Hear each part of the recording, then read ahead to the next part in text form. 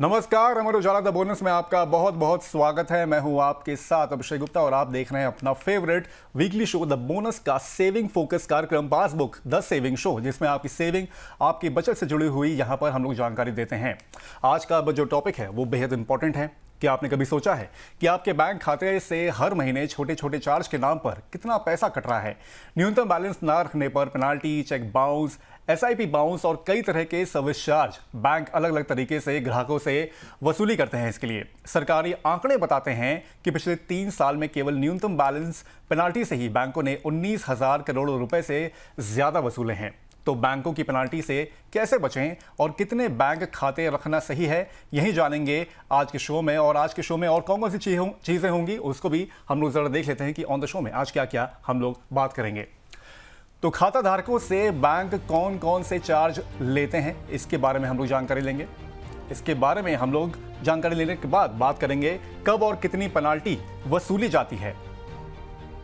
इसके बाद फिर हम लोग रुक करेंगे न्यूनतम बैलेंस पेनाल्टी का कितना बड़ा आंकड़ा है, इसको भी हम लोग समझेंगे। साथ ही एसआईपी बाउंस होने पर कितना चार्ज लगता है, ये भी बहुत इंपॉर्टेंट है, तो इसको भी आज हम लोग अपने शो में देखेंगे। लेकिन उससे पहले एक ऐसे ग्राहक की कहानी जानते हैं जिसका पैसा अलग अलग बैंक चार्ज और पेनाल्टी में धीरे धीरे कटता गया। आगरा के अमित वर्मा के 3 बैंकों में खाते थे। उन्हें लगा कि ज्यादा खाते रखना फायदेमंद होगा, लेकिन वो हर खाते में न्यूनतम बैलेंस मेंटेन नहीं कर पाए। हर तिमाही अलग अलग खातों से पेनाल्टी कटती रही। इसके अलावा एक बार उनके खाते से एसआईपी की किस्त समय पर नहीं कट पाई, जिस पर अलग से चार्ज लगा। कुछ महीनों बाद जब उन्होंने हिसाब लगाया तो हजारों रुपए केवल चार्ज और पेनाल्टी में कट चुके थे। तब उन्हें समझ आया कि बिना जरूरत ज्यादा खाते रखना नुकसान का कारण बन सकता है। चलिए, अमित की कहानी कईयों की कहानी है और इन कहानियों से हम लोग सीख लेंगे। उसके बारे में आज हम लोग करेंगे चर्चा, और इसमें हमारे साथ चर्चा में शामिल हो रहे हैं लोन फॉर एमएसएमई के फाउंडर अमित कुमार तंवर जी, जो बैंक चार्ज, पेनाल्टी और सही बैंकिंग आदतों के बारे में विस्तार से यहाँ पर जानकारी देंगे। सर, आपका बहुत बहुत स्वागत है आज के शो में। धन्यवाद सर। अमित वर्मा की जो कहानी है वो कईयों की कहानी है। इस स्टोरी से सर क्या लगता है कि क्या सबक लेना चाहिए जो हमारे आम जो दर्शक हैं, हमारे जो आम बैंक होल्डर्स हैं? अभिषेक जी, सबसे पहले तो मैं ये कहना चाहूंगा कि आप जो ये सब्जेक्ट लेकर के आए हैं, ये बहुत ही इंपॉर्टेंट सब्जेक्ट है। द बोनस के जितने भी दर्शक इसको जो है देखेंगे और समझेंगे, 100% मैं ये कहना चाहूंगा कि ये उनको फायदे का सौदा रहेगा। उनके लिए उनको ये समझना पड़ेगा कि किस तरीके से धीरे धीरे ये चूहे जो हैं, बैंक ने जो है अपने चूहे छोड़ रखे, मैं इनको चार्जेस को चूहा कह सकता हूँ, ये धीरे धीरे उनकी पॉकेट से जो है पैसा कैसे लूट रहे हैं। 19,083 करोड़ रुपए पिछले 3 साल में इन सभी बैंक्स ने मिलकर के लूटे हैं, जिनमें से करीब करीब 11,000 करोड़ रुपए प्राइवेट सेक्टर बैंक्स ने लूटे हैं। 8,093 करोड़ रुपए जो है लगभग गवर्नमेंट सेक्टर बैंक्स ने लूटे हैं। इनमें भी पीएनबी अग्रणी है, अगर मैं जो है गवर्नमेंट सेक्टर बैंक्स की बात करूं, और अगर मैं प्राइवेट सेक्टर बैंक्स की बात करूं तो एचडीएफसी के बाद एचडीएफसी जिसमें लगभग 4,000 करोड़ रुपए अकेले ने लूट रखे हैं। उसके बाद जो है एक्सिस बैंक, उसके बाद जो है आईसीसी बैंक, उसके बाद कोटक बैंक, ऐसे करके ये जितने भी जो है टॉप टियर बैंक्स हैं, इनके चार्जेस इतने ज्यादा हैं कि जो है एक आम कस्टमर, एक आम ग्राहक जहां पर वो जो है चूक गया, चूकते ही उसकी जेब कट गई। अब ये अमित वर्मा जी का केस ले लेते हैं।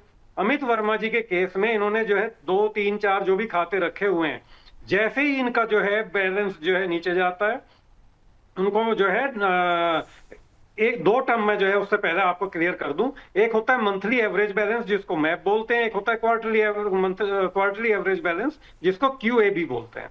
अब अगर ये आपका जो है बैंक जो है तो मंथली एवरेज बैलेंस के बेसिस पे जो है चार्ज लगाता है या क्वार्टरली एवरेज बैलेंस के बेसिस पे चार्ज लगाता है, तो अमित वर्मा जी की जो जेब से पैसा कट रहा है वो जो है जब भी उनका जो है ये मैब या क्यूएबी जो है मेंटेन नहीं होता, उनके उस पे जितना शॉर्टफॉल है उसका लगभग 6%, ये थंब रूल रहता है, 6% जो है पैसा काट लिया जाता है अंडर दिस चार्ज। तो इस तरीके से धीरे धीरे अमित वर्मा जी को नुकसान हो रहा है ज्यादा बैंक खाते रखने से। ज्यादा बैंक खाते रखने से इन तरह के चार्जेस पे उनको यहाँ पर देने पड़ते हैं। लेकिन सर, आम ग्राहकों से किन किन तरह के और जो सर्विसेज होती हैं, कौन कौन सी ऐसी सर्विसेज होते हैं जिसके लिए चार्जेस वसूले जाते हैं बैंक की ओर से? देखिए कुछ एसेंशियल चार्जेस भी हैं, मैं इसमें ये नहीं कहूंगा कि बैंक को नहीं देने चाहिए। जैसे आपके एसएमएस वाले चार्जेज हो गए, आप ओटीपी बैंक आपको भेजता है, ये इस टाइप के चार्जेज हैं जो बैंक जो है 100% जो है उसको जो है लेने चाहिए। उसके बाद में आपका जो है डेबिट कार्ड है, डेबिट कार्ड के चार्जेस हैं वो लेने चाहिए, क्योंकि जो है डेबिट कार्ड हम सभी यूज करते हैं, इट्स अ फैसिलिटी। तो जो अच्छी फैसिलिटीज है उनमें कोई प्रॉब्लम नहीं है कि जो है आप जो है चार्ज ले लें। लेकिन जहां पर आप जो है, देखिए आरबीआई क्या कहता है मुख्य रूप से कि भाई ट्रांसपेरेंट होना चाहिए सिस्टम, रीजनेबल होना चाहिए और ये प्रोपोर्शनेट चार्ज होना चाहिए। ऐसा नहीं होना चाहिए कि भाई आप अपनी मर्जी से कुछ भी आए और कुछ भी जो है लगा दें। अनफॉर्चुनेटली आरबीआई ने कोई स्पेसिफाई नहीं किया है प्रॉपर तरीके से कि भाई जो है इतना ही चार्ज लेना चाहिए। उसने ये बैंकों के विवेक के ऊपर छोड़ दिया है, बैंकों के अधिकार में दे दिया है कि बैंक अपनी जो है उनका जो भी बोर्ड ऑफ डायरेक्टर्स होते हैं, वो बोर्ड जो पॉलिसी अप्रूव करता है उसके हिसाब से चार्जेस तय किए जाते हैं। ज्यादातर कस्टमर, अभिषेक जी, चाहे मैं हूं, आप हों या जो है कोई और XYZ आपके जो है जो देखने वाले दर्शक हैं, कोई भी इस बात पे ध्यान नहीं देता कि जो वो एक ब्रोशर की लिस्ट मिलती है ना, वो 5, 7, 6 पेज का जो है एक ब्रोशर आपको मिलता है जिसमें हर चीज के चार्जेज ही चार्जेज लिखे होते हैं। 6 पेज पे कंटिन्यूअसली चार्जेज लिखे होते हैं। आप उसको पढ़ेंगे तो आप कभी बैंक खाता खोलेंगे ही नहीं। हकीकत की बात तो ये है, इतने सारे चार्जेस हैं। सर, कई और चार्जेस होते हैं जो डेबिट कार्ड वगैरह आपने बताया, उसके अलावा कोई और ऐसे हिडन चार्जेस होते हैं जो कि ग्राहकों से वसूले जाते हैं और जो उनको पता नहीं होते हैं इसके बारे में? देखिए बहुत सारी जो है पेनल्टी टाइप के जो है चार्जेज होते हैं। जैसे एक आपका जो है एसआईपी आपकी जो है बाउंस हो गई। अब आपको जो है जहां पे एसआईपी बाउंस हुई है, यानी कि मान लो XYZ बैंक म्यूचुअल फंड की जो एसआईपी थी या कोई आपकी ईएमआई थी, वो तो आपको चार्ज करेगा ही करेगा। इधर ये बैंक अकाउंट वाला भी आपको चार्ज करेगा, तो आपको जो है डबल वहमी आपके साथ हो जाती है सिचुएशन, आपको डबल चार्जेस पड़ते हैं। तो ये जो है बहुत बड़ी एक प्रॉब्लम है अपने आप में। इसी तरीके के और जो है छोटे छोटे जो है बहुत सारे जो है आपको जो है चार्ज मिल जाएंगे। चेक बाउंस चार्ज हो गया आपका, जैसे मैंने ईएमआई का आपको बता ही दिया है। इसके अलावा जो है आप कोई सर्विस लेने के लिए जाएं, जैसे कि आपको बैंक स्टेटमेंट चाहिए, आपकी जो है कोई आपने छोटा मोटा जो है आपके जो है ओवर ड्यूज हो गए, वो आपके जो है रिकवर कर लेगा बैंक। कुछ ना कुछ इस तरीके का छोटा छोटा जो है चार्ज आपको जो है बैंक जो है लगाता रहता है। अब वो जो है डिपेंड करता है, जैसे ही आप सर्विस मांगेंगे, सर्विस मांगते ही आपको जो है चार्ज लग जाएगा। अब आपने जो एक्स्ट्रा चेक बुक मांग ली, आपको चार्ज लग जाएगा। ठीक है। तो आप बैंक चले गए कैश डिपॉजिट कराने के लिए, अब आप अपने खाते में जो है आपने अपने ध्यान से पढ़ा नहीं है कि आपके खाते की कैश डिपॉजिट लिमिट कितनी है, आपने एक्स्ट्रा डिपॉजिट करा दिया, पता लगा आपका 1000-2000 रुपए उन्होंने चार्जेस काट लिए। तो ये इस टाइप के चार्जेस हैं। जब आप जो है जाते हैं सर्विस यूज करते हैं, तब आपको पता लगता है कि भाई ये तो मैं लुट गया भाई बैठे बैठाए। पता भी नहीं होता उनको इसके बारे में, और अल्टीमेटली जब सर्विसेज अवेल करते हैं उसके बाद पता चलता है कि ये चार्जेस यहाँ पर ले लिए गए हैं। सर, न्यूनतम बैलेंस की बात करें, जो कि हमारा आज रिपोर्ट भी थी उसके ऊपर। सर, न्यूनतम बैलेंस ना रखने पर जो पेनाल्टी लगती है, ये पेनाल्टी कब और कितनी लगती है, और क्या हर बैंक की अलग अलग होती है? जी हाँ, हर बैंक की अपनी एक बोर्ड अप्रूव्ड पॉलिसी होती है। उसके हिसाब से जो है मंथली एवरेज बैलेंस या जो है क्वार्टरली एवरेज बैलेंस मेंटेन ना करने पर ये चार्ज लिया जाता है। और इसमें क्या होता है कि मान लो किसी आदमी को 1 लाख रुपए रखने हैं अपने खाते में, उनका कोई प्रोग्राम है, या कोई 10,000 का खाता खोला है, 25,000 का खाता खोला है। अब इसके अंदर जो है, अब मैब कैसे कैलकुलेट करते हैं बैंक? मैब कैलकुलेट करते हैं ये end of the day balance, 30 दिनों का डे वाइज जो है आपका जो है जोड़ लेंगे। पूरे महीने में जितने भी दिन है, 30 दिन है, 31 दिन है, या फरवरी का महीना है तो 28 दिन है, तो उतना जो है आपके जो है जोड़ लेंगे और जो है उसको डिवाइड कर देंगे नंबर ऑफ डेज से। तो आपके पास जो है एवरेज मंथली बैलेंस आ जाएगा या एवरेज क्वार्टरली बैलेंस आ जाएगा। अगर क्वार्टर का है तो 3 महीने का जोड़ लेंगे, एंड इस तरीके से जो है निकालते हैं। अब आपका जितना शॉर्टफॉल है, तो शॉर्टफॉल का जो है फिर मैंने आपको बता दिया कि एक थंब रूल है, इनका 6% ले लेंगे। 10,000 रुपए का अगर आपका शॉर्टफॉल आ रहा है मैब का, तो जो है आपको 600 रुपए का जो है चार्ज जो है मोटा मोटा देना पड़ेगा। अब कुछ बैंकों ने कि आरबीआई को कोई कंप्लेन ना करें और कोई इस पे मुद्दा ना बने, उन्होंने एक इस तरीके से लिख करके दे देंगे कि जी न्यूनतम चार्ज इतना रहेगा, मैक्सिमम चार्ज इतना रहेगा। जैसे कोई बैंक जो है कहेगा कि जी 600 रुपए न्यूनतम चार्ज रहेगा, 1500 रुपए मैक्सिमम चार्ज रहेगा। कोई बैंक कहेगा 200 रुपए का न्यूनतम चार्ज रहेगा, मैक्सिमम 600 रुपए रहेगा। तो इस तरीके से करके सभी बैंकों ने अपनी अपनी पॉलिसी बना रखी है। अगर मैं इधर दूसरे साइड पे आ जाऊं, ये तो सेविंग अकाउंट की बात है। करंट अकाउंट में तो जो है ये खुला खेल फरुखाबादी है साहब। आप जो है है कहीं कोई रोकथाम नहीं है, कुछ नहीं है। अगर आप करंट अकाउंट होल्डर हैं तो आपका चार्ज 10,000 रुपए का भी जा सकता है। करंट अगर अकाउंट आप होगा तो बैलेंस अल्टीमेटली मेंटेन नहीं ज्यादा करते, पेनल्टी देनी पड़ेगी।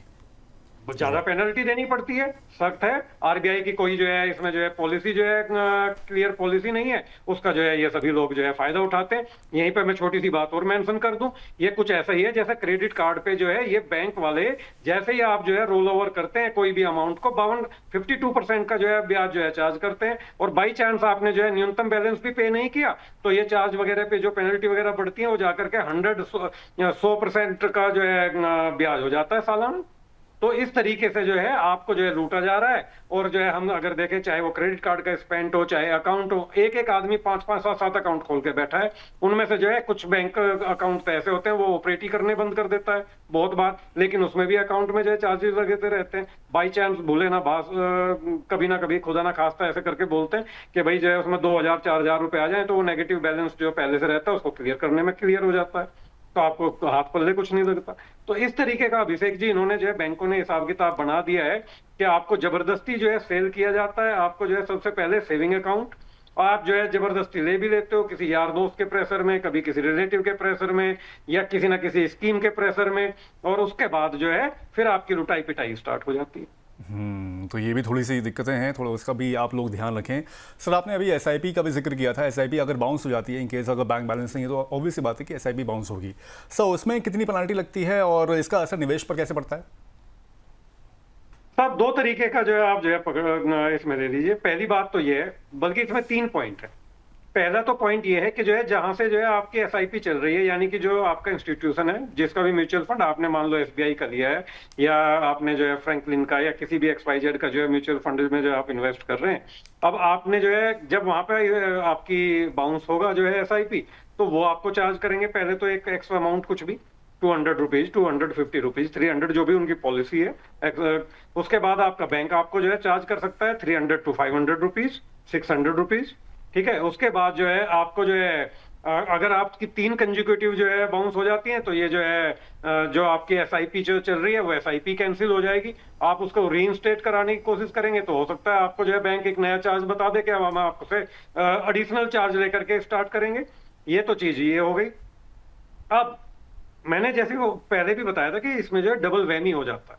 जैसे ही जो है आपने जो है एसआईपी जो है आपकी जो है बाउंस हुई तो आपको एक जगह नहीं 2 जगह चार्ज देना पड़ रहा है। आपको अपने जो है जहां पे आपका बैंक अकाउंट है वहां पे भी चार्ज देना पड़ रहा है, जहां पे आपकी जो है एसआईपी जो है म्यूचुअल फंड की XYZ जिस चीज की चल रही है, या आपकी कोई ईएमआई चल रही है, आप जो है कोई लोन जो है दे रहे हैं, तो उसकी जो है जैसे ही जो है ईएमआई बाउंस होती है तो उसकी भी आपको जो है भरपाई करनी पड़ती है, वहां पे एडिशनल चार्जेज आपको पे करने पड़ते हैं। बहुत सारी जगह आप जब जो है बैंक क्लोज करते हैं, बैंक कई बार आपसे डिस्क्लोज भी नहीं करता, ये चार्जेस होल्ड कर लेता है और बाद में आपको कहेगा कि जो है अब ये सेटल कर दीजिए साहब, आप अपना खाता क्लियर कर रहे हैं, ये आपने इतनी आपकी ईएमआई या एसआईपी या XYZ चीजें बाउंस की थी, तो जो है ये आपका जो है हमें सेटल करना पड़ेगा, ये आप जो है 1,000 रुपए या 2,000 रुपए और दे दीजिए। तो इस तरीके के चार्जेज होते हैं। अब छोटा अमाउंट होता है, आदमी जो है किसके साथ सिर मारे और जो है उसको बंद करके जो है जाना भी है, टाइम भी है। तो इस टाइप की चीजें होती हैं साहब। मतलब दोहरी मार यहाँ पर बढ़ती है, अगर एसआईपी बंद होती है तो फिर 100% दोहरी मार पड़ती है। जो ट्रेडिंग प्लेटफॉर्म है वो तो चार्ज करेगा, उसके अलावा बैंक भी यहाँ पर आपसे पेनल्टी चार्ज करता है। सर इन केस अगर एसआईपी अगर हम लोगों ने पॉज कर दी है, बैंक बैलेंस की अगर हमने एसआईपी पॉज कर दी, उस सिचुएशन में भी क्या पेनल्टी लगती है?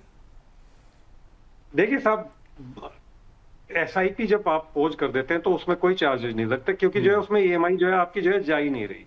लेकिन अगर आपकी 3 कंजिक्यूटिव जो है आपकी जो है लग जाती हैं, आपकी बाउंस हो जाती हैं, तो बैंक ने आपका जो है इन्वेस्टमेंट कैंसिल कर दिया।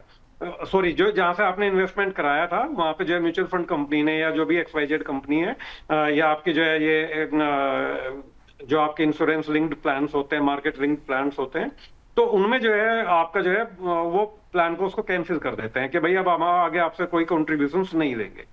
तो अगर इस तरीके का सिनेरियो आता है तो जो भी आपका इन्वेस्टमेंट ऑब्जेक्टिव था वो भी खतरे में पड़ गया। तो ये भी एक आपके लिए नुकसान की तो बात है ही है। अब आपको दोबारा से एक बार जो है आपको रीइनिशिएट करना पड़ेगा। उसके इनिशियली जो चार्जेज एक्स्ट्रा होते हैं, कहीं पे जो है वो जो है मान लिया 30% इनिशियल होता है प्रीमियम का, या जो भी आप जो है दे रहे हैं, या वहां पे आपको 3% 4% जो है जो भी एक्स्ट्रा लगता है वो आपको जो है एडिशनल देना पड़ेगा, अगर म्यूचुअल फंड का केस भी है तो। ठीक है, तो म्यूचुअल फंड निवेशक जो हैं वो इस बात को भी थोड़ा सा ध्यान रखें और जब भी निवेश करें तो इस बात का भी आप थोड़ा सा खास तौर पर देखें कि जब इनकेस अगर बंद हो जाती है, इनकेस अगर आप स्टॉपेज भी करते हैं तो फिर आपके लिए क्या सर्कमस्टांसेस हो सकते हैं। तो इस चीज़ को भी सर ने यहाँ पर बेहतर तरीके से समझाया है। सर आजकल कई सारे लोग जो होते हैं मल्टीपल बैंक खाते भी यहाँ पर रखते हैं, कोई सैलरी अकाउंट हो गया, कोई सेविंग्स अकाउंट हो गया, एक रिकरिंग डिपॉजिट अकाउंट हो गया, अलग से हो गया, कई सारे बैंक अकाउंट रखते हैं, अलग अलग कामों के लिए भी रखते हैं इनफैक्ट। सर आदर्श रूप से आपके हिसाब से कितने बैंक अकाउंट रखने चाहिए, मिनिमम या मैक्सिमम? देखिए साहब, मैं इसमें ये कहूंगा कि आपको जो है 2-3 अकाउंट ही रखने चाहिए। अगर आप एक सैलरीड पर्सन हैं तो आप एक अपना जो है जिसमें आपकी सैलरी आती है वो खाता आप रख सकते हैं। एक आप अपना जो है फैमिली के खर्चों आदि के लिए अपनी वाइफ के साथ में मिल करके, या अगर आप एक वर्किंग वुमन है तो आप अपने हस्बैंड के साथ मिल करके एक जो है ज्वाइंट खाता रख सकते हैं जिसमें आप अपनी सेविंग्स वगैरह करते रहें, कोई इन्वेस्टमेंट ऑब्जेक्टिव्स हैं वो करते रहें। इसके अलावा एक खाता आप जो है अपने कोई इमरजेंसी फंड टाइप का आप जो है उसके लिए भी रख सकते हैं। एडिशनली अगर आपको कोई बहुत ही रिक्वायरमेंट है, मान लीजिए आपका बच्चा बड़ा हो रहा है, आप 14-15 साल का, 20 साल का बच्चा है, आप जो है अकेले उसको जो है खाता नहीं देना चाहते, आप चाहते हैं कि भाई हमें भी पता लगता रहे कि बच्चा कहाँ पे पैसा खर्च कर रहा है, तो उस केस में एक ज्वाइंट खाता उसके साथ में रख सकते हैं। इतने ही की ही रिक्वायरमेंट है। अगर इससे ज्यादा आपके खाते हैं तो मुझे लगता नहीं है कि जो है उनको रखने की जरूरत है। और फालतू के जो है उसमें जो है पैसा जो ब्लॉक होता है, क्योंकि आपको मिलता क्या है, 2%, 3%, 4% का इंटरेस्ट, पहले तो बल्कि 4% का मिलता था आइडल मनी पे। आज की तारीख में तो वो भी नहीं मिलता, 2.5% के करीब का जो है रेट जो है जनरली बैंक्स दे रहे हैं। तो आपको क्या मिल रहा है उसमें? कुछ भी नहीं मिल रहा है। तो ultimately do not leave your money idle. ज़रूरत के हिसाब से अपने बैंक अकाउंट के नंबर्स आप यहाँ पर देख सकते हैं और जैसे जैसे रिक्वायरमेंट्स हो उसके हिसाब से आप अपने बैंक अकाउंट यहाँ पर खोल सकते हैं। इस बीच कई सारे कॉलर्स सर यहाँ पर हैं, उनके सवाल भी हम लोग यहाँ पर ले लेते हैं। तो पहले हमारे जो दर्शक हैं वो कह रहे हैं, अमित कुमार हैं सर, ये पटना से, ये कहना है कि क्या न्यूनतम बैलेंस नहीं रखने पर हर महीने पेनाल्टी लगती है? अमित कुमार सर पटना से ये पूछ रहे हैं। देखिए अमित जी, मैं आपको जो है अभी जैसा मैंने एक्सप्लेन किया था कि न्यूनतम बैलेंस रखना, अब आपको ये देखना पड़ेगा सबसे पहले तो कि आपका बैंक ने जो है जो आपका सेविंग अकाउंट खोला है उसमें जो है मंथली एवरेज बैलेंस के हिसाब से पेनल्टी है, क्वार्टरली एवरेज बैलेंस के हिसाब से पेनल्टी है। जिस हिसाब से पेनल्टी होगी उसके हिसाब से आपको देना पड़ेगा। सामान्यतः तो ये कहा जाता है कि भाई बैंक को आपको 1 महीने पहले जो है इन्फॉर्म करना होता है कि भाई आप अपना न्यूनतम बैलेंस मेंटेन नहीं कर रहे हैं तो आपको पेनल्टी चार्ज करनी पड़ेगी। बट ज्यादातर बैंक लेथार्जिक हैं, वो ऐसा कोई जो है इंटीमेशन वगैरह देते नहीं है, सडनली अचानक ही जागे और एक दिन पेनल्टी आपके खाते में जो है लग चुकी होती है। तो इट्स बेटर कि भाई चूंकि आपका अपना खुद का पैसा है तो आप खुद देखभाल करें, अपने अकाउंट में जो है इस बात को चेक करते रहें कि भाई आपका बैलेंस कितना है, कितना मेंटेन होना चाहिए। अगर थोड़ा बहुत शॉर्टफॉल हो रहा हो तो किसी दूसरे खाते से इस खाते में ट्रांसफर कर लें। अगर जो है आपको लगता है कि खाते की जरूरत ही नहीं है तो जो है आप जो है बेसिक सेविंग अकाउंट बोलते हैं, जिनको जीरो बैलेंस अकाउंट भी बोलते हैं, आप उसके लिए भी जा सकते हैं। उस टाइप का अकाउंट खोल लीजिए, कम ट्रांजैक्शन हो। कम ट्रांजैक्शन का क्या फंडा है, 6 महीने में अगर आपकी जो है 6 ट्रांजैक्शन है, महीने की 1-2 ट्रांजैक्शन होती है, तो यानी कि आपकी बहुत ज्यादा ट्रांजैक्शन नहीं है। बेसिक सेविंग अकाउंट खोलिए। Basic saving account zero balance account होता है। ये पेनल्टी का झंझट ही खत्म करिए। ठीक है, अमित कुमार जी के लिए ये राय निकल कर आती है। इसके अलावा सर सोनल शर्मा है जयपुर से, ये कह रही हैं कि क्या एसआईपी बाउंस होने पर हर बार चार्ज लगता है? मेरे ख्याल से ये मंथली शायद पूछ रही हैं। इसका जवाब सर आपने दिया भी था, लेकिन एक बार पर्टिकुलरली इस सवाल का भी जवाब दे दें जो हमारे कॉलर का है। मैडम, अगर आपके अकाउंट के अंदर कुछ भी, चाहे आपकी ईएमआई बाउंस हो, आप हर महीने कराएं, या आपकी जो है एसआईपी बाउंस हो रही है वो हर महीने कराएं, तो जो है आपको चार्ज देना पड़ेगा। ये बैंक की पॉलिसी के ऊपर भी डिपेंड करता है। हो सकता है अगर आप बहुत अच्छे कस्टमर हैं तो आपको एक आध बार चार्ज ना लगाए, आपकी रिक्वेस्ट पे जो है वो एक गुडविल जेस्चर के तौर पे उसको हटा दे, अदरवाइज चार्ज लगेगा। और 3 बार जो है अगर आप एसआईपी बाउंस करा बैठते हैं तो जो आपका इश्यू, जहां से आपकी एसआईपी चल रही है वही आपकी एसआईपी बंद कर दें। ठीक है, एसआईपी के बारे में ये राय निकल कर आती है सर की। रवि गुप्ता है सर, ये लखनऊ से हैं, ये कह रहे हैं क्या ज़्यादा बैंक खाता रखना नुकसानदायक हो सकता है? देखिए साहब, अगर आपके पास बहुत सारे पैसे हैं, गुप्ता जी बढ़िया आदमी है, बढ़िया आदमी के पास में अगर ज्यादा पैसा है तो जो है भाई वो जो है बहुत सारे खाते रख ले। लेकिन कायदे की बात यह है कि बहुत सारे खाते रखना आपके लिए मैनेज करना जो है उनको जो है मुश्किल हो सकता है, आपका टाइम वेस्ट होगा। आप जो है कम खाते रखें, उनकी जो है देखभाल रखना भी इजी है, ट्रांजैक्शन को मेंटेन करना भी इजी है, आप चीजों को जो है ध्यान से जो है चला सकते हैं, उन खातों को जो है क्लियर भी कर सकते हैं। हाँ, आपके अगर इन्वेस्टमेंट ऑब्जेक्टिव्स हैं, आपने जो है 5-7 तरीके के इन्वेस्टमेंट ऑब्जेक्टिव बना रखे हैं, एक खाता आपने जो है कुछ रिटायरमेंट प्लानिंग का बना रखा है, एक आपने जो है म्यूचुअल फंड्स के लिए बना रखा है, एक आपने अपने जो है घरेलू खर्चों के लिए बना रखा है। इस तरीके से आपने 5-7 खाते खोल भी रखे हैं तो जो है उसमें कोई प्रॉब्लम नहीं है, आप मैनेज कर सकते हो बेसिकली। अदरवाइज आप कोशिश कीजिए, जैसे मैंने पहले बताया था कि 2-3 खाते जो हैं सफिशिएंट है, पर्याप्त है, इससे ज्यादा की जरूरत नहीं है।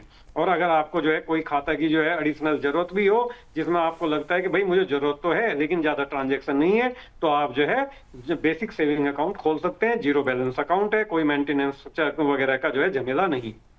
चलिए, कम बैंक खाते कम सिरदर्दी होगी, लेकिन ज़्यादा बैंक खाते तभी उसी कंडीशन में रखें जब आपके इन्वेस्टमेंट पर्पस हो या फिर कुछ और गोल्स हों, उसके लिहाज से आप अपने बैंक अकाउंट यहाँ पर रख सकते हैं। लेकिन 1-2 खाते जैसे कि सर यहाँ पर बोल रहे हैं, सरदर्दी कम होगी, दिक्कतें कम होंगी।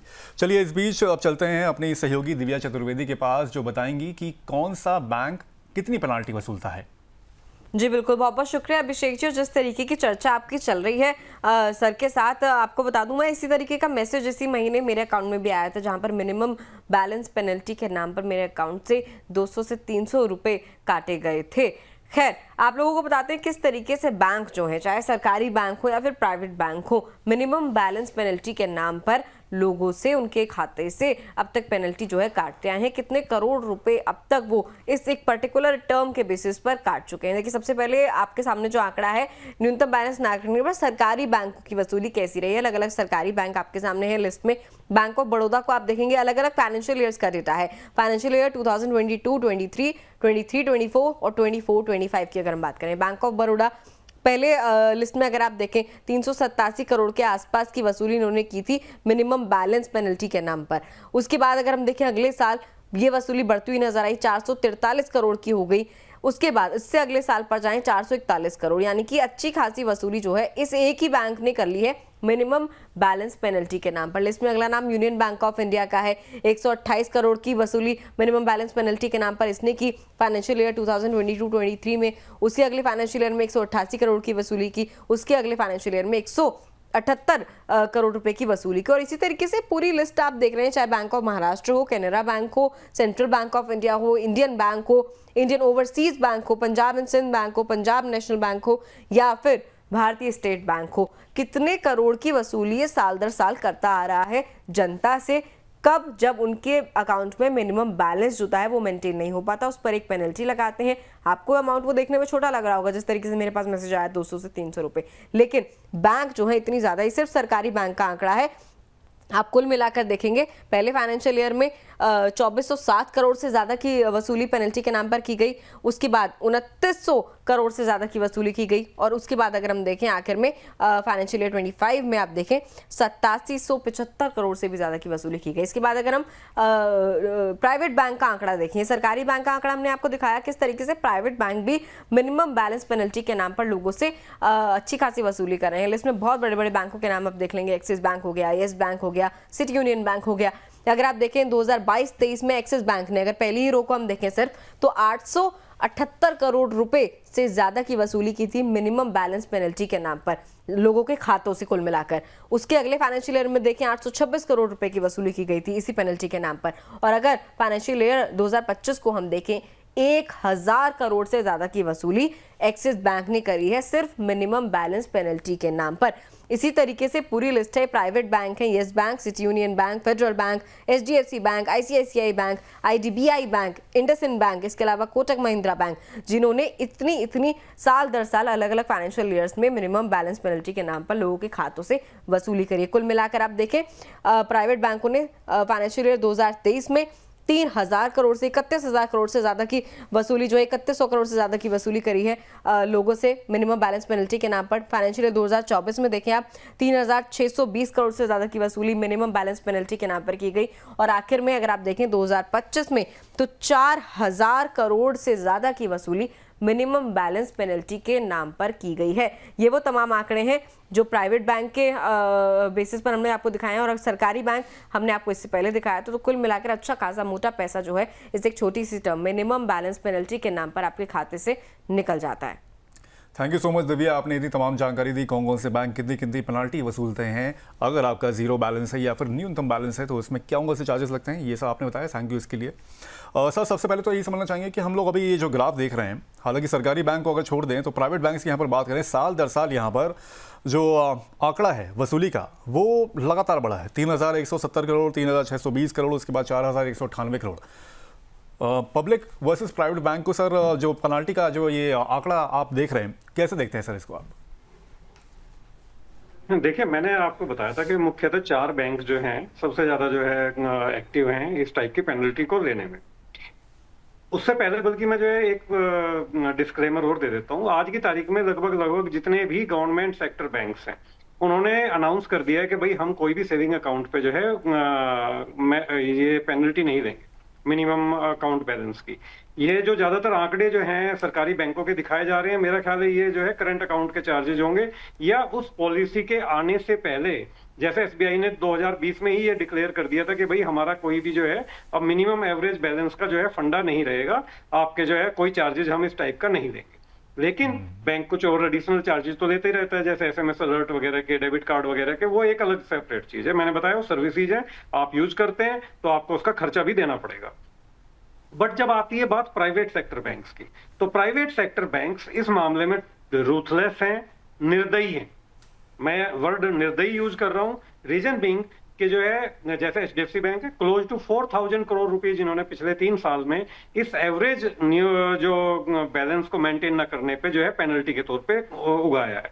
उसके बाद एक्सिस बैंक आता है, उसके बाद आपका आईसीआईसी बैंक है, उसके बाद आपका कोटक बैंक है, बाकी फिर इंडसइंड वगैरह इस टाइप के बैंक हैं।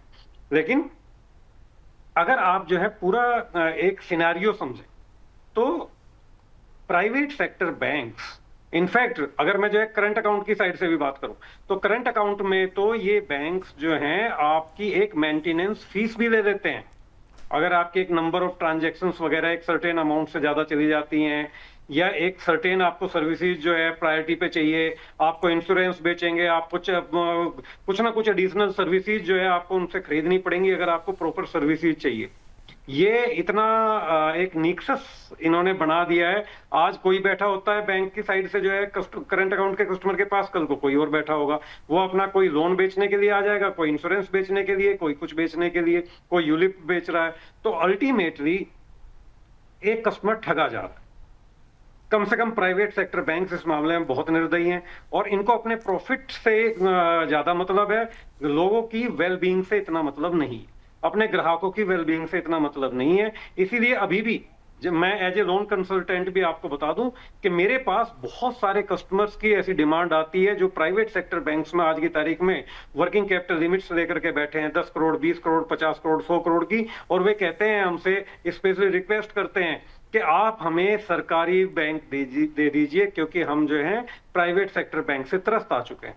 तो आप इसी एनालॉजी को अगर जो है यहाँ पर अप्लाई करें तो देखेंगे कि जो है आज की तारीख में लगभग सभी गवर्नमेंट सेक्टर बैंक्स ने अपने जो है सरकारी खाते जो है फ्री कर दिए हैं मंथली एवरेज बैलेंस से, जबकि प्राइवेट सेक्टर बैंक्स ने अभी नहीं की। एक चीज।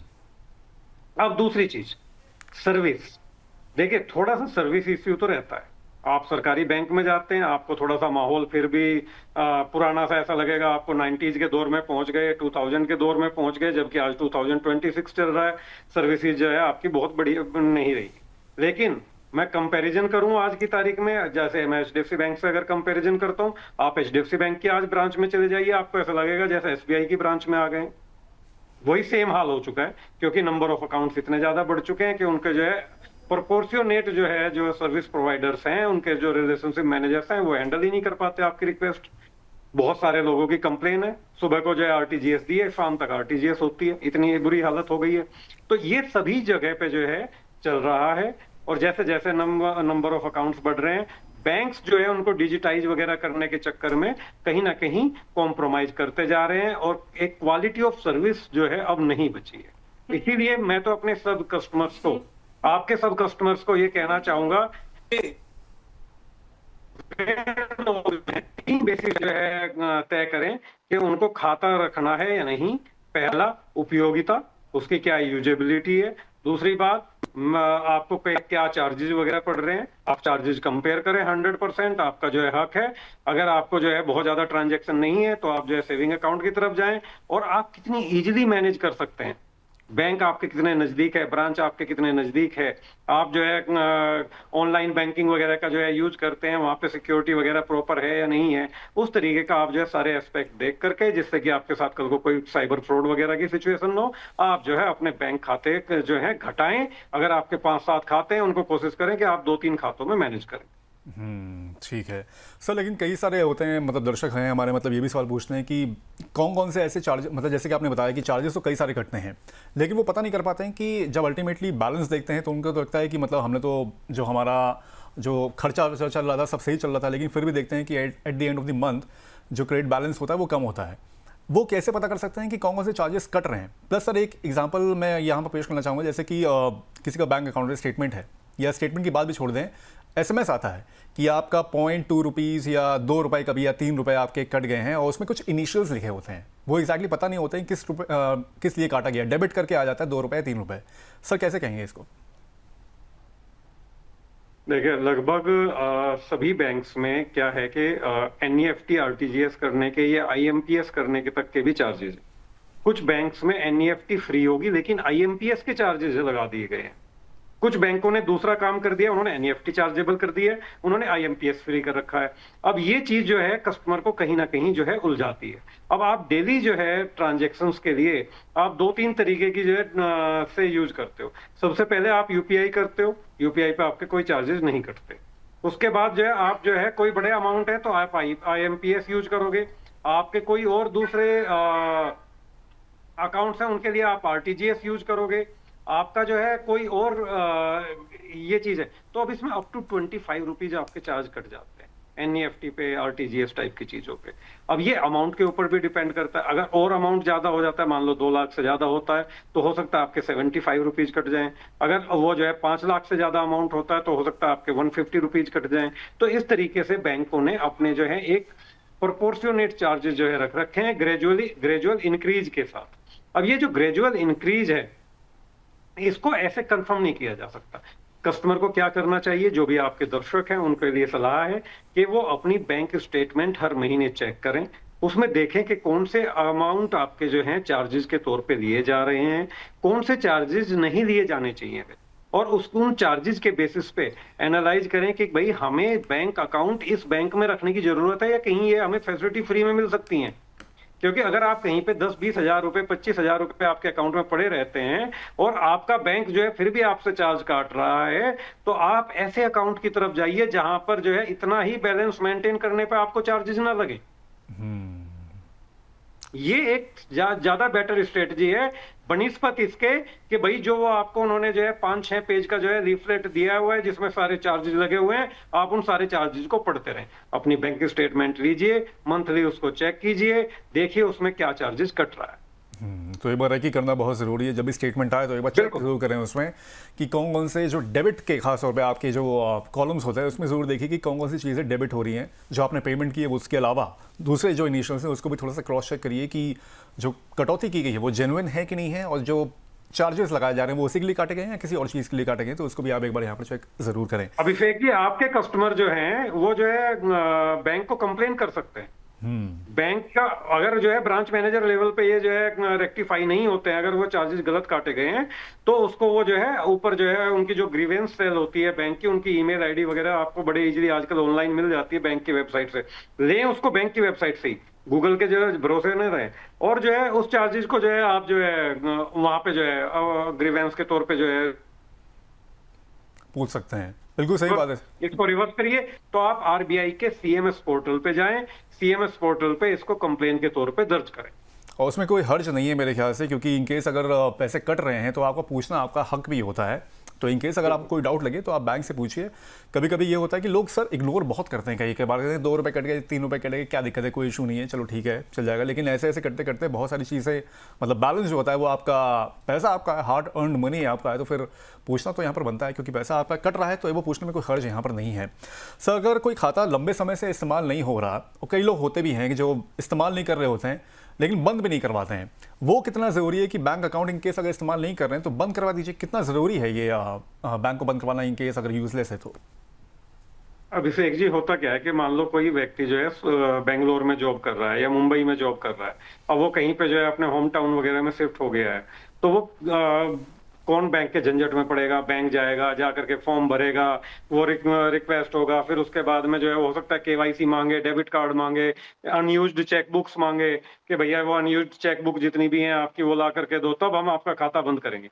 तो वो क्या करते हैं, कई बार लोग जो है जस्ट जो है उस खाते को बगैर बंद किए वो आ जाते हैं और अपना जो है उनको जो है डेबिट कार्ड वगैरह को तोड़ ताड़ करके फेंक देते हैं। इससे बैंक खाते बंद नहीं होते। बैंक क्या करता है, उसमें जो है जो आप बैलेंस मेंटेन ना करने की पेनल्टी है, जिसको हम जिक्र भी कर रहे हैं, उसको जो है बैंक अकाउंट में लगाता रहता है। पहले तो जो है मैंने बहुत सारे, मैं कभी जो है आज से करीब 10-15 साल पुरानी बात कर रहा था, तो उन दिनों जब मैं बैंक में होता था खुद भी, तो मैंने जो है लोगों के 5-5, 10-10 हजार रुपए के नेगेटिव बैलेंसेज वाले अकाउंट्स देखे हैं। अब आप खुद इमेजिन करिए कि उसमें अगर बाई चांस गलती से कोई क्रेडिट आ जाए, तो ऑलरेडी उसमें माइनस अगर 5000 रुपीज है तो -5000 एकदम पे हो जाएगा। तो बैंक जो है इस तरीके से जो है चीजें करते हैं। आज की तारीख में उसको एक्सप्लिसिटली जो है शो नहीं करते कि भाई ये इतना माइनस का अमाउंट है।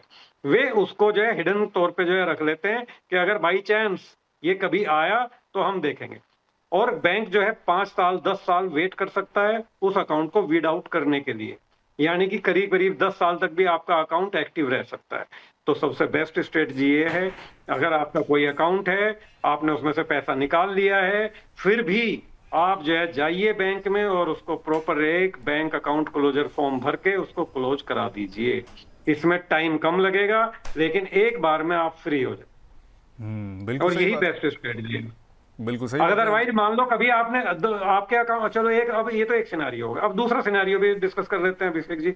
आपके अकाउंट में 5000 रुपए पड़े हुए हैं, आपको मेंटेन 10,000 रुपए करने थे, और आप जो है उस पे अकाउंट पे ध्यान नहीं कर रहे हैं। बैंक हर महीने या हर क्वार्टर में आपको जो है एक 500 रुपए की पेनल्टी लगा रहा है, 10 महीने में आपके सारे 5000 रुपए निकल गए। जी बिल्कुल सही बात है। सर जैसे कि अब कई सारे दर्शकों के सवाल भी आ रहे हैं, तो उनके भी सवाल हम लोग यहाँ पर ले लेते हैं, लेकिन इससे पहले और दर्शकों को बता देते हैं कि वो अपने सवाल जो हैं वो हम लोग को कैसे यहाँ पर भेज सकते हैं। आप अपने सवाल जो है यूट्यूब पे, फेसबुक पे और ट्विटर पे तो हम लोग को भेज ही सकते हैं। इसके अलावा आप हमारे व्हाट्सएप नंबर 9354027995 पर भी जाकर अपने सवाल जो हैं वो हम लोग को यहाँ पर भेज सकते हैं। आपको सिंपली PASS करके अपने ये एंटर करना है, उसके बाद अपने सवाल जो हैं वो आप हमको अपने व्हाट्सएप पे भेज सकते हैं। 9354027995 हमारा नंबर है। जैसे आप सवाल भेजेंगे, हम लोग अगले एपिसोड में कोशिश करेंगे उन सवालों के जवाब यहाँ पर ढूंढने की अपने एक्सपर्ट के जरिए। चलिए वापस आते हैं अपने शो पे। कॉलर्स और भी हैं, तो चलिए एक एक करके उनके और सवाल लेते हैं। नीरज वर्मा है सर दिल्ली से, ये कह रहे हैं क्या जीरो बैलेंस खाता बेहतर विकल्प हो सकता है अगर खाता खुलवा रहे हैं तो? सर नीरज वर्मा का दिल्ली से ये सवाल है। वर्मा जी को मैं ये कहना चाहूंगा कि अगर आपकी ट्रांजैक्शंस बहुत ज्यादा नहीं है तो जीरो बैलेंस खाता एक सबसे बेहतर विकल्प है। आप जो है महीने की 1-2 ट्रांजैक्शन करते हैं, 3 ट्रांजैक्शन करते हैं, तो 100% जीरो बैलेंस खाता खोलिए और जो है एंजॉय कीजिए सर्विसेज, बगैर किसी प्रॉब्लम के, बगैर किसी दिक्कत के। सारा ट्रांजैक्शन नहीं है तो बेहतर यही है कि जीरो बैलेंस अकाउंट यहाँ पर आप खोल सकते हैं। चलिए पूजा मिश्रा है सर इंदौर से, ये कह रही हैं कि क्या बैंक पहले से पेनल्टी की जानकारी दे देता है? मेरे ख्याल से जो ब्राउचर की आपने बात की थी शायद उसमें इंफॉर्मेशन मिल जाती है, लेकिन फिर भी एक बार सर और इसका जवाब दे दीजिए। पूजा मैडम को मैं बताना चाहूंगा कि बैंक जो आरबीआई तो यह प्रेस्क्राइब करता है कि 1 महीने पहले एसएमएस के जरिए या ईमेल वगैरह के जरिए आपको जो है इंटीमेट कर दे कि आपका शॉर्टफॉल चल रहा है, इसको क्लियर कर लें जिससे कि आपको कोई पेनल्टी ना लगे। बट बैंक लेथार्जिक है, बैंक की ये जानकारी कई बार समय से नहीं मिलती। कई बार जो है जो भी अकाउंट होल्डर हैं उनके अकाउंट में जब पेनल्टी लग जाती है तब उनको पता लगता है कि भाई इस टाइप की सिचुएशन है। तो इसलिए आपका ये जो है कर्तव्य है कि आप आप अपनी इस बारे में जानकारी रखें कि भाई हमारी अगर 10,000 या 25,000 या 50,000 या 1 लाख, 2 लाख, 5 लाख, 10 लाख जो भी आपके अकाउंट का जो है बैलेंस मेंटेन करना है आपको, आप उतना बैलेंस उसमें मेंटेन करता रहें। नहीं तो जो है फिर आपको चार्जेस लगेंगे, फिर आप रिक्वेस्ट करते फिरेंगे कि भाई जो है 1,500 रुपए, 2,000 रुपए हमारे वापस कर दीजिए, ये हमारे चार्जेस कट गए हैं हमारे अकाउंट से, या 500 रुपए जो भी XYZ अमाउंट जो है बैंक जो है पेनल्टी के तौर पर आपके काटेगा। क्योंकि उसमें शॉर्टफॉल के हिसाब से मोटा मोटा रूल ये है 6% of the shortfall amount bank आपको चार्ज करेगा एज ए मैब पेनल्टी। सर इस बीच कई सारे दर्शकों का एक ये भी सवाल है कि बैंक खाता बंद कराने की प्रक्रिया क्या होती है। जैसे कि हम लोग डिस्कस भी कर रहे थे कि ना चल रहा हो, ना इस्तेमाल करें तो बैंक खाता बंद करवा दीजिए, प्रक्रिया क्या होती है सर, इसका भी एक बार जवाब दे दीजिए। और हमारे दर्शक भी अजय सिंह भोपाल से ये सवाल पूछ लें। अजय जी, अगर आप जो है जिस भी बैंक में आपका अकाउंट है उसकी होम ब्रांच में जाएं, होम ब्रांच में जा करके वहां पर एक रिक्वेस्ट दे दें कि भाई मुझे ये खाता बंद कराना है। वो बैंक आपको एक फॉर्म देगा, बेसिस दैट फॉर्म आप उसमें अपने डॉक्यूमेंट्स वगैरह जो भी वो लोग मांगते हैं वो दे दें, अपना डेबिट कार्ड सरेंडर कर दें, अपनी अनयूज्ड चेक लीव जो है सरेंडर कर दें। बैंक आपका जो है 3 से 5 दिन के अंदर जनरली जो है खाता बंद कर देता है। अगर उनको कोई उसमें फंड्स वगैरह है, बैंक आपको उसको ट्रांसफर कर देगा आपके किसी दूसरे अकाउंट में, डीडी की फॉर्म में या फिर जो है आपसे NEFT की फॉर्म में आपको पैसा ट्रांसफर हो जाएगा, या आप खुद कर लें उसको, वो जीरो बैलेंस होना चाहिए खाता बंद करने से पहले। ठीक है, तो इस तरीके से आप अपना बैंक खाता जो है वो बंद करवा सकते हैं। चलिए सर, समय की पाबंदी है, आखिरी सवाल पूछेंगे। बैंक सर अलग अलग तरह के खाते की सुविधा तो देते हैं और हाल के वर्षों में कई सार्वजनिक बैंकों ने मिनिमम बैलेंस ना रखने पर लगने वाली जो पेनाल्टी होती है सर उसको खत्म या कम भी किया है। ऐसे में ग्राहकों के लिए सर क्या बदलाव आए हैं और अब क्या पेनाल्टी का बोझ कम भी हुआ आपको लग रहा है? देखिए सर, गवर्नमेंट सेक्टर बैंक्स ने पेनल्टी कम तो की है, लेकिन अभी भी उनके पास बहुत सारे ऐसे जो है रास्ते होते हैं जिनसे वो हर छोटी से छोटी सर्विस के ऊपर चार्ज है। चाहे वो गवर्नमेंट सेक्टर बैंक हो, प्राइवेट सेक्टर बैंक्स ने इसमें दूसरा फंडा कर दिया है। अब गवर्नमेंट सेक्टर बैंक कहता है कि आप जीरो पैसा रखिए, हमें कोई दिक्कत नहीं है साहब, लेकिन अगर आप जो है NEFT करेंगे या कोई भी सर्विस यूज करेंगे तो हम 2 रुपए, 5 रुपए, 20 पैसा, 10 पैसा हम काटते रहेंगे आपके अकाउंट के अंदर से। अब जो है दूसरी साइड पे आ जाते हैं, पिक्चर क्या है दूसरी साइड पे? पिक्चर ये है साहब, प्राइवेट सेक्टर बैंक कहता है कि आप 25,000 रखिए। जैसे अभी ICICI बैंक का हमने लास्ट टाइम शो किया था, उसमें उन्होंने अचानक ही 10,000 रुपए को बढ़ा करके 50,000 कर दिया कि हमारा अब एवरेज मंथली बैलेंस ये रहेगा। अब इसका सीधा सीधा फंडा है, आपके जितने भी अकाउंट होल्डर हैं, मान लीजिए उनके 5%, 10% लोग बैलेंस मेंटेन नहीं कर पाते, तो उसको मल्टीप्लाई कर दीजिए 600 से, और आप देखें कितना मोटा अमाउंट जो है बैंक जो है वसूलने की फिराक में है। तो सेम चीज को अगर मैं यहाँ पर जो है देखूं तो जो है मैब अगर जो आप मेंटेन नहीं करते हैं तो आपको जो है पेनल्टी देनी पड़ेगी जो 6% की है। ठीक है, अब आपने 25,000 रुपए का जो है बैलेंस मेंटेन कर लिया तो जो है बैंक को कोई फर्क नहीं पड़ता, क्योंकि बैंक को एक सस्ता जो है डिपॉजिट मिल गया है, उस पर बैंक को देना क्या है 2.5%, 3% का जो है पैसा आपको डिपॉजिट देना है। और बैंक को यही चाहिए आपसे, बैंक ज्यादा से ज्यादा आपसे जो है कासा मांगना चाहता है, करंट अकाउंट, सेविंग अकाउंट चाहता है कि आप उसमें ज्यादा से ज्यादा पैसा रखें। FD में भी नहीं बैंक चाहता, बैंक FD में भी नहीं चाहता, वो उसकी मजबूरी है कि उसको FD रखनी पड़ती है क्योंकि उसको लॉन्ग टर्म पैसा चाहिए। RBI ने प्रेस्क्राइब कर दिया है कि भाई जो भी आप जो है टर्म लोन्स देंगे उनके अगेंस्ट में आपके जो है लॉन्ग टर्म लायबिलिटीज आपके पास होनी चाहिए। तो इस वजह से जो है बैंक्स को FD भी रखनी पड़ती है, बट बैंक चाहता है कि उनके पास में सस्ते डिपॉजिट्स हों। सस्ते डिपॉजिट होंगे तो बैंक जो है आपको जो है लोन दे पाएगा 9%, 10% के रेट पे, 3% यहाँ पे 7% का जो है कमा करके जो है बैंक निकल गया। तो ये जो है पूरा का पूरा फंडा है। तो जो है यहाँ पे आपको छोटी छोटी सर्विस के चार्जेस नहीं लगाएगा बैंक, 10 पैसे, 20 पैसे, 2 रुपए, 3 रुपए नहीं लगाता, वो इकट्ठे आपको जो है 500-700 रुपए लगा देगा। तो बात वही है साहब, आपने नॉन पार्किंग में गाड़ी लगा दी है, आपको जो है पुलिस जो है 1,500 रुपए, 2,000 रुपए एक बार काट लेगी। पूरे साल में आप जो है नॉन पार्किंग में गाड़ी लगा करके इतनी पार्किंग नहीं बचा पाओगे जितने एक बार में आपके लग जाएंगे। बिल्कुल बिल्कुल। तो वही सेम फंडा यहाँ पे अप्लाई होता है प्राइवेट सेक्टर बैंक के ऊपर, और गवर्नमेंट सेक्टर बैंक थोड़ा थोड़ा आपसे जो है चार्ज करते रहेंगे। यही फंडा है, इसी को ध्यान में रखते हुए और जितना मैंने आपके दर्शकों को बताया है उसके हिसाब से वो गाइडलाइंस जो है चूज कर दें। यूजेबिलिटी कितनी है, कॉस्ट कितनी है, चार्जेस वगैरह जो है, जो मेन चार्जेस आपको अफेक्ट करते हैं, जो भी सर्विसेज आप रेगुलरली यूज कर रहे हैं, उसके बेसिस पे आप डिसाइड करिए आपको कितने खाते आपके पास होने चाहिए। उसके हिसाब से आप जो है मिनिमम नंबर ऑफ खाता जो है तय कर सकते हैं। ठीक है Amit sir, thank you so much. आज आपने बहुत महत्वपूर्ण जानकारी दी, जो पेनाल्टी और जो चार्जेस को लेकर मेरे ख्याल से कई सारे दर्शक होंगे उनके लिए आज की ये जो पूरी जो चर्चा है मेरे ख्याल से बहुत फायदेमंद होगी। Thank you so much sir, आज समय देने के लिए। Thank you so much. बहुत बहुत धन्यवाद अभिषेक जी, थैंक यू। तो साफ है कि बैंक चार्ज और पेनाल्टी छोटी लग सकती है, लेकिन लंबे समय में ये आपके पैसे पर बड़ा असर डालती है। सही जानकारी और सही बैंकिंग आदतों से इनसे बचा जा सकता है। इसलिए ज़रूरत के अनुसार ही खाते रखें और बेकार खातों को समय पर बंद कर दें। इसी अवेयरनेस के साथ हम फिर मिलेंगे अगले एपिसोड में the passbook the saving show. ये शो आपको कैसा लगा हमें कमेंट करके ज़रूर बताइए। बाकी अब होगी आपसे अगले हफ्ते मुलाकात। तब तक के लिए मुझे दीजिए इजाज़त। नमस्कार।